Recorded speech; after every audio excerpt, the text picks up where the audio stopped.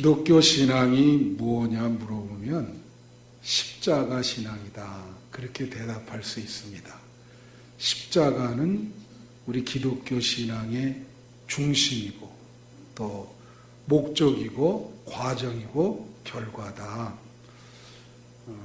언제 말씀드렸지만 십자가라고 하는 것은 로마의 사형의 한 방법입니다. 우리나라도 여러 가지 사형의 방법이 있잖아요. 교수형이 있고 총살형이 있고 그렇듯이 로마에도 여러 가지 사형의 방법이 있었는데 십자가형이 그 중에 하나고 십자가형은 가장 극한 그러한 범죄자에게 내리는 형벌이었습니다. 근데 그것이 기독교 신앙의 핵심이 됐어요. 그 십자가라고 하는 것이 어떻게 기독교 신앙의 핵심이 되었는가. 그래서 우리는 이 십자가를 잘 이해하고 그리고 영적으로 이 십자가에 대한 교훈을 잘 알아들어야 되는데요. 저는 지금까지 목회하는 동안 이 십자가 신앙의 그 단계라 그럴까? 우리 교우들이 수준이 4가지 단계가 있다는 것을 깨달았습니다. 그래서 여러분 오늘 말씀을 들으면서 여러분의 그 십자가 신앙의 수준이 어디에 지금 다다르고 있는지 한번 생각해 보시기 바랍니다. 첫 번째는 십자가 이해의 단계입니다. 십자가 이해의 단계. 불행하게도 많은 성도들이 십자가를 이해하지 못하고 교회에 다니는 사람들이 많습니다. 십자가가 뭘 의미하는 걸까? 그걸 잘 몰라요. 그렇기 때문에 신앙생활의 현실성이 떨어집니다. 십자가를 이해해야 신앙생활을 잘 할 수 있는데 십자가를 이해를 못하니까 그 신앙생활의 현실적인 감각이 떨어진다는 것이죠. 근데 예수님과 바울이 살던 시대에도 많은 사람들이 십자가를 잘 몰랐습니다. 그게 사형틀이었기 때문에 저게 뭐지? 잘 이해를 못했어요. 근데 우리는 이걸 이해하려고 노력을 하셔야 돼요. 가령 오늘 본문에 보면은 1장 고린도전서 22절부터 23절에 보면 이런 말이 있어요.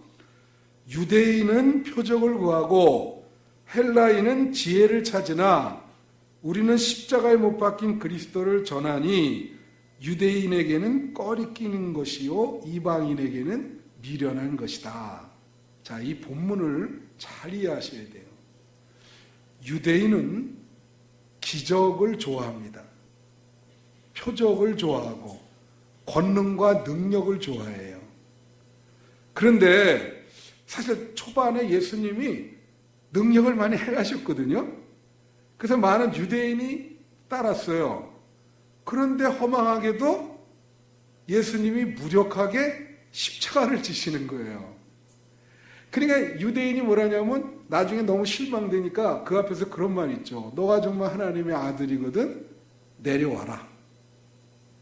근데 예수님이 거기 내려올 수 있는 능력이 없으셨겠어요? 근데 안 내려가시죠. 내려와라. 네가 하나님의 아들이거든. 근데 너무 능력이 없이 허망하게 십자가에서 그렇게 무너진단 말이에요. 그러니까 유대인은 도저히 십자가를 이해를 못해요. 예수님을 이해를 못하는 거예요. 표적을 구하고 능력을 구하는데 예수님은 능력이 없이 너무나 허망하게 십자가를 지신 거예요. 그러니까 유대인은 이해를 못해요. 그래서 여기 본문에 보면 유대인은 꺼리낀다. 꺼리낀다. 그렇게 얘기해요. 반면에 헬라인은 뭘 구한다 그랬죠? 지혜. 여러분 학교 다닐 때 배우셨잖아요. 철학이라고 하는 것이 그리스 헬라에서부터 시작이 되잖아요. 이 사람들은 지혜, 소피아, 철학 이런 거를 추구합니다. 그래서 이 사람들이 추구하는 것은 이성, 성경에도 로고스라는 말이 나오죠. 로고스. 이것은 여러 가지 뜻이 있지만 그 중에 하나의 뜻이 뭐냐면 논리적이고 이성적인 것을 로고스라 그래요. 그래서 어떤 것을 생각할 때 합리적으로, 논리적으로, 이성적으로 생각하는 것을 로고스라 하는데 그것을 지혜라 그랬어요. 그러니까 헬라 사람들은 그 지혜를 추구했는데 이 십자가라고 하는 게 도무지 이해가 안 돼요. 그래서 여기 뭐라고 말했죠? 헬라인에, 여기 이방인이지만 헬라인인, 이게 헬라인이거든요. 사실 뭐라고 나오냐면 헬라인에게는 십자가가 뭐라 그래요? 미련한 것이었다. 너무나 미련하다. 그래서 도무지 십자가가 이해가 안 돼요. 유대인도 이해를 못하겠고 헬라인도 십자가를 이해를 못하는 겁니다. 여러분은 어때요? 여러분은 이해하세요?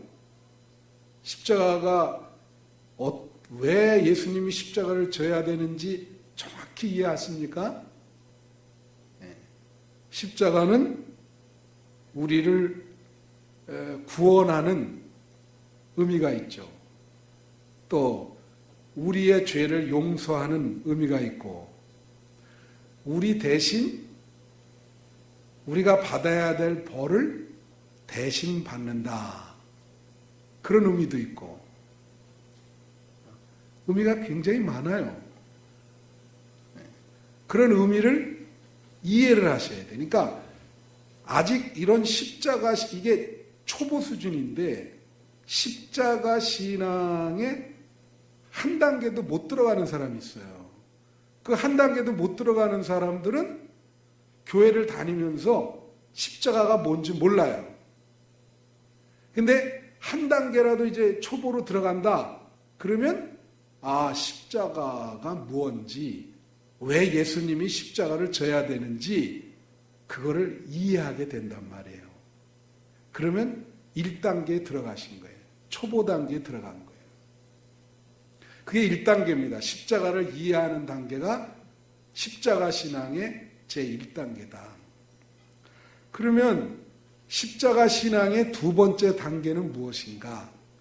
그거는 십자가 능력에 의지하는 단계입니다. 십자가 능력에 의지하는 단계. 다 같이 십자가 능력에 의지하는 단계. 우리가 십자가를 믿을 때 우리는 십자가의 능력을 믿는 것입니다. 십자가를 이해하게 되면 우리는 십자가의 능력을 믿게 돼요. 그래서 십자가의 능력에 의지하게 됩니다. 여러분, 여기 이렇게 십자가가 상징이지만 이 십자가는 능력이 있어요. 어떤 능력이 있을까? 어떤 능력이 있죠? 우선 십자가는 사죄의 능력이 있습니다. 죄가 용서받는단 말이에요. 여러분이 십자가를 붙들고 있으면 여러분의 죄가 용서받아요. 죄를 사죄할 수 있는 능력이 십자가가 있는 거예요. 굉장히 큰 능력이죠. 그렇지 않습니까? 십자가는 사죄의 능력, 용서의 능력이 있어요. 자, 오늘 예배드리는 여기 계신 분들 중에 죄 많이 진 사람들이 있죠? 제가 말씀드리는 거는 모르고 짓는 죄, 숨어서 짓는 죄, 그런 걸 말하는 거예요. 사람은 하나님 앞에 다 죄인입니다. 이 세상에 성자는 없어요. 저는 이것을 숨바꼭질이라 하는데, 오늘날 어떤 분이 참 도덕적으로 성자다 그렇게 칭호를 받았다면 나는 그분은 참 괴로울 것 같아. 그게 자기 숨은 죄가 그만큼 잘 이 사람이 어떤 감출 수 있는 능력이 있어가지고 사람들한테 안 드러나고 그냥 좋은 겉모습만 드러나서 성자처럼 보이는 거예요. 인간사가 다 그렇습니다. 모든 사람이. 그러니까 이 우리나라는 도덕을 추구하는 사회이기 때문에 사람이 완전히 다 도덕 군자가 될 수는 없거든요. 그러다 보니까 어떤 게임이 돼가지고 자기 죄를 얼마나 많이 숨기느냐. 근데 그게 성경에 보면 드러날 때가 있거든요. 근데 그 죄가 용서받으려면, 자, 여기에 계신 분들, 저를 위시해서 죄를 용서할 수 있는 능력을 갖고 있는 것은 십자가밖에 없어요. 믿습니까? 그럼 만약에 본인이 내가 정말 내 인생에 지금까지 수많은 죄를 졌다고 느껴지시면 십자가를 반드시 꽉 붙잡으셔야 돼. 그래야 여러분의 숨은 죄가 다 용서받는 거예요. 우리의 이중적인 모습들이 다 용서받는 거예요. 또 십자가는요, 치유의 능력이 있어요. 병든 분들이 십자가를 붙잡고 간절히 기도하면 치유됩니다. 그런 그 간증을 들은 일이 많이 있어요. 그래서 여러분들이 아픈 분이 있다면 십자가를 붙들고 기도하세요. 십자가의 능력으로 여러분의 병이 나아질 줄로 믿습니다. 또 십자가는 여러분 그거 아세요? 귀신을 쫓는 능력이 있어요. 우리 뭐 영화 같은 거 이렇게 보잖아요. 그게 저게 사실일까? 사실입니다.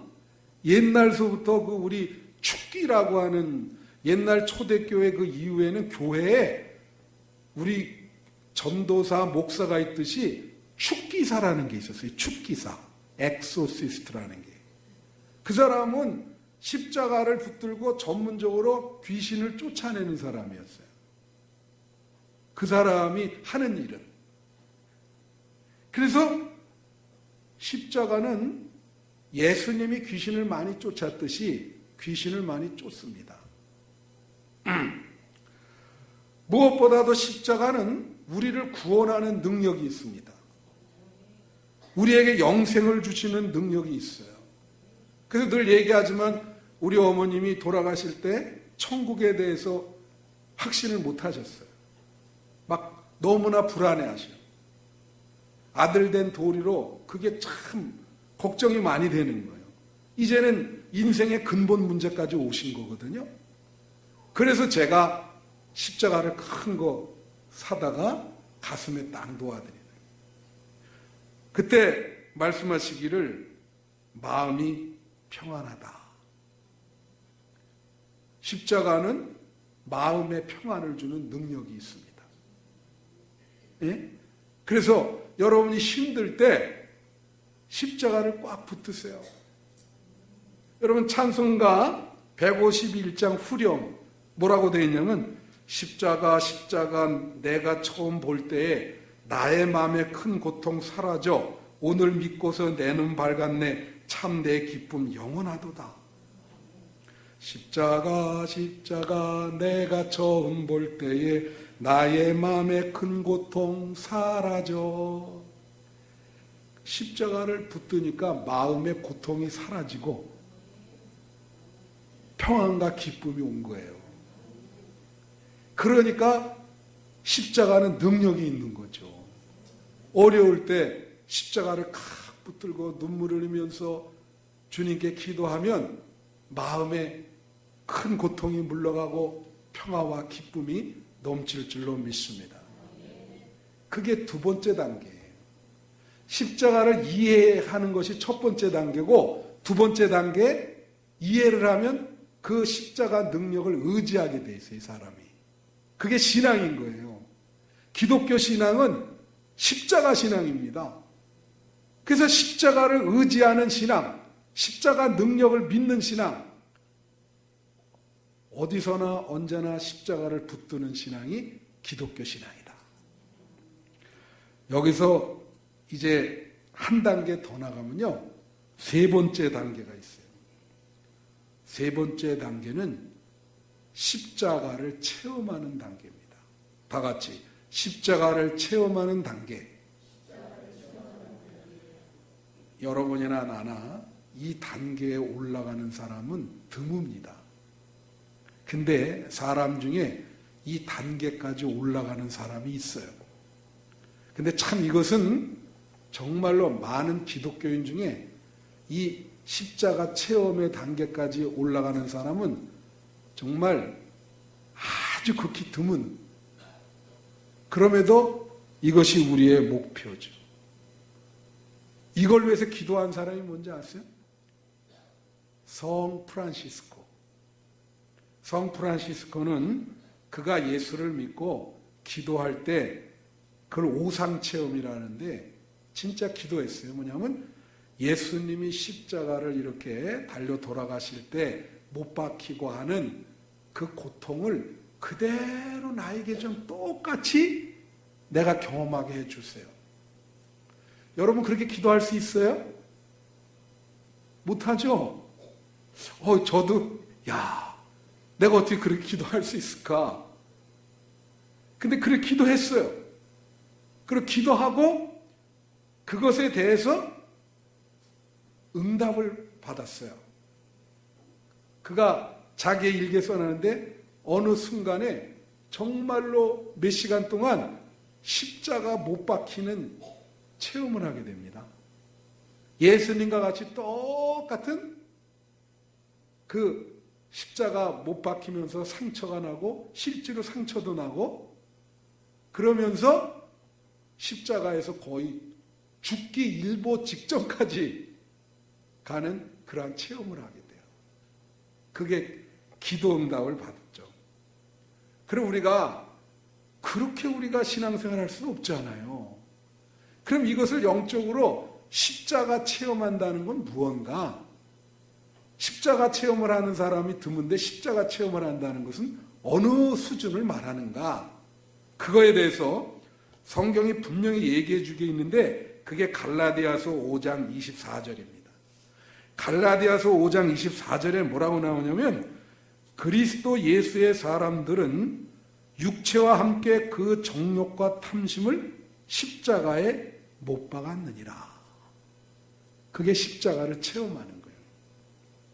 여러분 우리 감리교 목사 중에 아주 훌륭한 목사, 요새 많은 분들에게 대세가 되는 그런 목사님, 유기성 목사라고 있지 않습니까? 그죠? 네. 제가 신학교 때 같이 공부하고 저 1년 후배지만 저보다 훨씬 영성이 뛰어난 그런 분이죠. 네. 그분이 똑같은 그 설교의 주제가 뭐예요?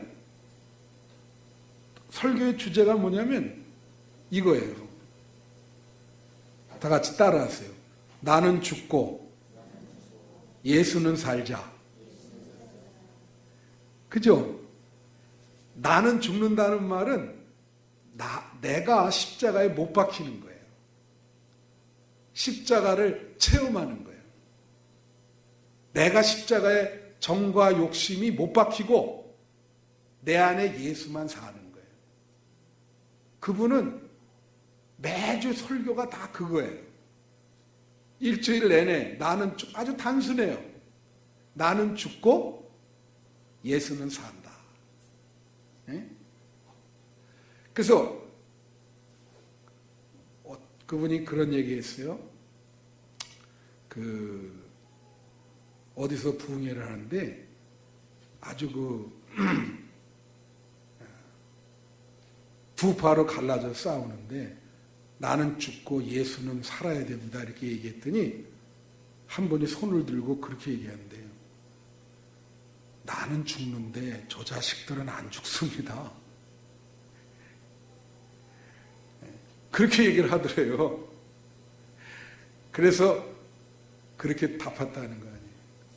남이 죽는 거는 상관하지 말고 당신이 먼저 죽어야지. 왜 남이 죽는 거를 상관을 하냐. 정욕과 욕심이라는 게 뭡니까, 여러분? 옛날 번역에는 정과 욕심으로 나와 있어요. 탐욕이죠, 탐욕. 욕망, 탐욕. 우리 탐욕이라는 것은 우리 육체의 부패한 본성의 특징인 것입니다. 근데 이것이 십자가에 못 박히면은 십자가 체험을 하는 거죠. 근데 이것을 계속해서 십자가에 못 박히지 않으면 자기 영광을 추구하게 되는 거예요. 자기 욕심을 채우게 되는 거예요. 그래서 이 십자가 체험의 단계는 굉장히 수준이 높죠. 자기의 욕심과 이런 걸 다 내려놓은 거예요. 그래서 내 안에 예수님이 살고, 그래서 십자가를 붙들게 된다. 이것이 십자가 체험의 단계입니다. 그러면 십자가 체험하려면 어떻게 되느냐? 제가 물어보죠. 여러분은 여러분의 정욕과 욕심을 계속해서 십자가에 못 박고 계십니까? 만약에 여러분이 여러분의 어떤 정욕과 욕심을 십자가에 계속 못 박는다면 여러분은 십자가를 체험하는 단계인 거예요. 근데 아직도 내가 살아서 막 시퍼렇게 살아가지고 예수님을 밀어낸다면 아직 2단계는 못 온 거죠. 여러분이 자아가 죽고 자아를 십자가에 못 박고 예수님이 여러분 안에 사시는 십자가 체험하는 여러분이 되시기를 축원합니다. 마지막 4번째 단계가 있어요. 여기보다 한 단계 더 나가는 게 있어요. 이거는 정말 이렇게 산다면은 정말로 이것은 최고의 영성을 갖고 계신 분이죠. 4번째 단계는 뭐냐? 십자가 영성의 단계입니다. 다 같이 십자가 영성의 단계. 여러분, 영성이라는 게 뭐예요? 영성. 영성을 제가 한마디로 설명을 해드릴 수 있어요, 여러분한테. 영성은요, 자기를 초월하는 거예요. 자기를 초월하는 게 영성이에요. 그래서 하나님, 하나님은 나보다 높으시죠? 그러니까 자기를 초월해서 하나님과 관계를 깊이 잘 맺으면 영성이 있는 거예요. 우리는 늘 자기 중심적으로만 살잖아요. 너무 자기 중심적이면 그런 사람은 영성이 없는 거죠. 영성은 자기 중심성에서 거기서 나와서 자기를 초월해서 하나님을 바라보는 거.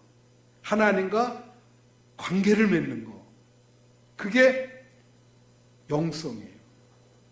여러분, 하나님과 교제하기 위해서는 육체적인 한계에 머물면 하나님과 교제할 수 없어요. 육체적인 관계를 초월해야 돼요. 그래서 영적인 존재라고 하는 것은 육체적인 한계를 벗어나서 자기를 초월해서 하나님의 세계로 비상하는 것입니다. 반대로 육체적으로 사는 사람은 자기 몰두적인 삶, 자기 안녕, 자기 연민, 자기 집착, 자기 초월은 생각할 수도 없어요. 이건 자기만 중요한 거예요. 이게. 예? 자기와 자기 가정, 그죠? 예. 자기 자녀, 자기 가정, 자기. 그래서 자기 몰두적인 삶을 사는 사람은 자기 생각에 집착을 많이 합니다. 자기 고집이 많아요. 제가 어느 컬럼에서 읽은 건데 한번 들어보세요. 좀 깁니다. 제가 컬럼 그거를 그대로 내가 요즘에 우리나라 상태와 좀 비슷하기도 해요. 좀 기니까 한번 들어보세요. 내가 하면 로맨스고 남이 하면 스캔들이다. 내가 상처받는 것만 기억하고 내가 상처 준 것은 잊어버린다. 내가 말하면 모든 것이 진리고 남이 말한 것은 모든 것이 틀린 것이다. 내 말만 들으라고 얘기하면서 자기는 남의 말을 안 듣는다. 내가 침묵하면 생각이 깊다 하고 다른 사람이 침묵하면 저 사람은 본래 생각이 없는 사람이다. 내가 자리를 비우면 너무 바빠서 유능하다 그러고 남이 자리를 비우면 어디서 노는 것 같다. 내가 화를 내면 소신이 뚜렷하다 그러고 남이 화를 내면 다혈질이고 속이 좁다. 내가 아프면 당연히 쉬어야 되고 남이 아프면 기본적인 체력이 의심스럽고 직장생활하기 어려울 것 같다.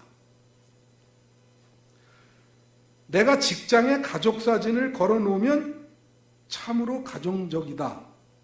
남이 자기 가족사진을 걸어놓으면 업무는 안 하고 매일 집 생각만 한다. 내가 약속을 어기면 그럴 수 있는 거고 남이 약속을 어기면 절대 저것은 있을 수가 없는 일이다. 자기가 거짓말하면 은연중에 실수, 그럴 수 있다. 남이 거짓말하면 절대 용서 못해. 자기가 사기친 것은 어떻게든 기억해서 지워버리게 되고 안 되면은 합리화를 시켜서 변명을 하고 남이 사기치면 저것은 상종 못할 부도덕한 인간이다. 자기가 실수하면 사람인데 남이 실수하면 저렇게 완벽한 사람이 어떻게 실수를 하는가. 그래 얘기한단 말이에요. 자, 제가 여러분 얘기하죠. 여기 카테고리에 해당 안 되는 분 있어요? 여러분 여기 다 해당됩니다. 이거를 뒤집기가 쉽지 않아요. 사람은 다 똑같은 거예요. 만약에 이게 이제 자기 중심적인 거거든요. 뭐든지 자기가 하는 건 다 옳고 남이 하는 건 다 틀리다. 이게 자기 중심적인데 이건 바로 이렇게 되면은 영성이 없는 거죠. 영성이 있는 사람은 이러한 자기 중심성, 자기 몰두를 초월하는 거거든요. 그래서 나도 틀릴 수 있구나. 내가 잘못 생각할 수 있다. 나도 많은 사람이 볼 때에 객관적으로 의롭지 못하고 죄된 부분이 많이 있구나. 그게 바로 십자가 영성이에요. 자기 중심에서 탈피하는 거죠. 그래서 이게 바로 십자가의 길이거든요. 이게 바로 십자가의 영성입니다. 그래서 자기를 초월해서 하나님을 바라보고 남의 입장에서 남을 생각하게 되고 하나님을 생각하게 되고 하나님의 관점에서 자기를 바라보게 되고 자기를 초월해서 이게 십자가 영성이 아니고 뭐겠습니까? 여러분 십자가를 지는 것과 십자가를 지지 않는 거의 차이점이 뭔지 아세요? 자, 어떤 사람이 십자가를 진다. 근데 이 사람은 십자가를 안 진다. 그 차이가 뭐냐? 그게 성경에 나와 있어요. 마가복음 8장 34절에 뭐라고 예수님이 말씀하셨냐면 무리와 제자들을 불러 이르시되 누구든지 나를 따라오려거든 자기를 부인하고 자기 십자가를 지고 나를 따를 것이다. 십자가를 지는 것과 지지 않는 것의 차이는 뭐냐면 자기를 부인하느냐 자기를 부인하지 않느냐의 차이인 거예요. 십자가를 지는 사람은 자기를 부인합니다. 자기 영광보다도 하나님의 영광, 자기 몰두보다도 자기를 초월해서 남을 배려하고 자기를 부인하죠. 그게 십자가 영성의 단계인 거예요. 이게 맨 마지막 단계예요. 여러분, 십자가를 바라보면서 여러분 자신의 한계를 초월할 수 있겠어요? 나에게 갇혀있지 않고 나를 초월해서 십자가를 통해서 하나님을 보고 이웃을 보고 나를 부인하고 나를 객관화시킬 수 있는가? 그게 십자가 영성의 십자가의 그 십자가 영성 마지막 단계의 의미입니다. 인간이 초월을 한다면 자기 힘으로 안 돼요. 십자가를 붙들어야 십자가 영성까지 도달하는 거예요. 자기 위를 부인하고 자기를 초월할 수 있다. 여러분 명심하세요. 우리 기독교는 십자가 신앙입니다. 그래서 이 4단계를 거치셔야 돼요.